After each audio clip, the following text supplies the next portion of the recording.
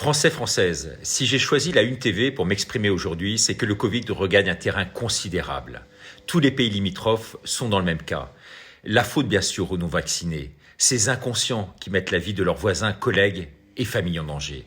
Le vaccin que nous avons mis en œuvre et développé en un temps record montre, est-il encore besoin de le spécifier, tous les jours son efficacité. Pas de thrombose chez les jeunes, pas d'effets secondaires chez les piqués. Du reste, vous le voyez, toutes les chaînes d'infos en continu, les Français y courent pour obtenir le Graal. Dans la démocratie qui est la nôtre, sans censure ni condamnation, où toutes les opinions peuvent s'exprimer librement, nous avons le meilleur des régimes, et je m'en félicite.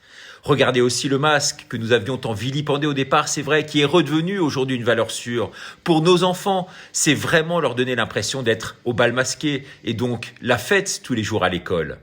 L'air qu'ils respirent, qui est encore gratuit, je tiens à le préciser, est un rejet de CO2 qui a des vertus d'endormissement nettement plus bénéfiques, on l'imagine, que l'air pur de nos sommets, de nos montagnes, qui ont tendance à réveiller vos consciences. Alors plus que jamais, tous ces contestataires, ces irréductibles Gaulois, ces empêcheurs de danser en rond, il nous appartient, il vous appartient de les marginaliser, voire même, oui, de les éliminer.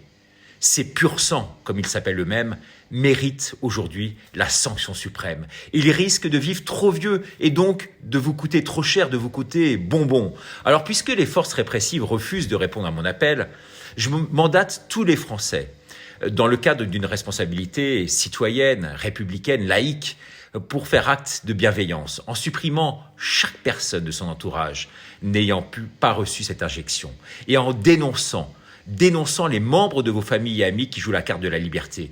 Car la liberté, chers amis, est une valeur désuète, religieuse, surannée. Regardez en Chine comment ça se passe. Ils sont contents, ils ont des matricules, ils ont une traçabilité, on sait qui va aller à l'abattoir.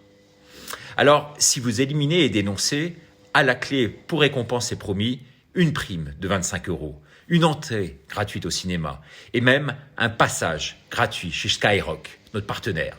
Au bout de 10 têtes obtenues, la prochaine injection Pfizer vous sera offerte ainsi gratuitement.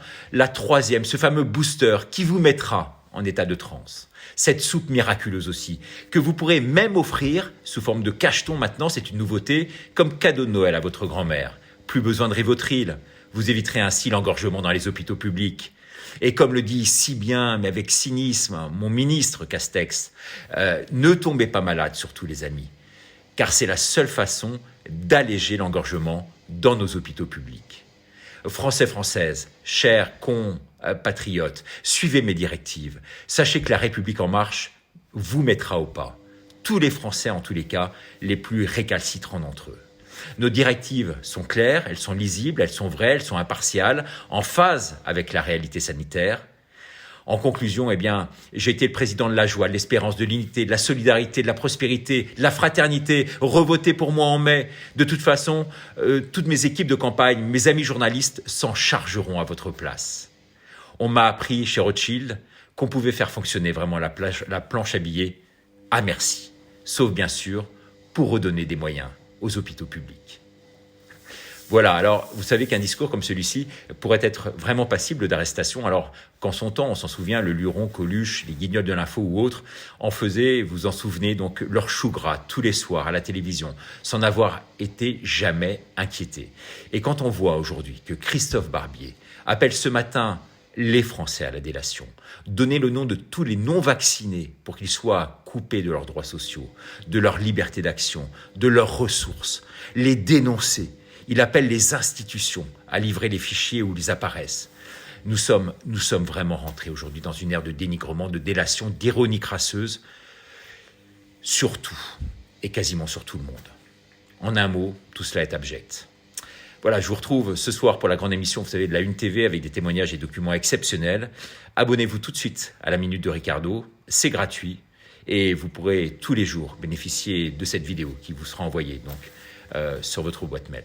Merci beaucoup et à bientôt pour de nouvelles aventures.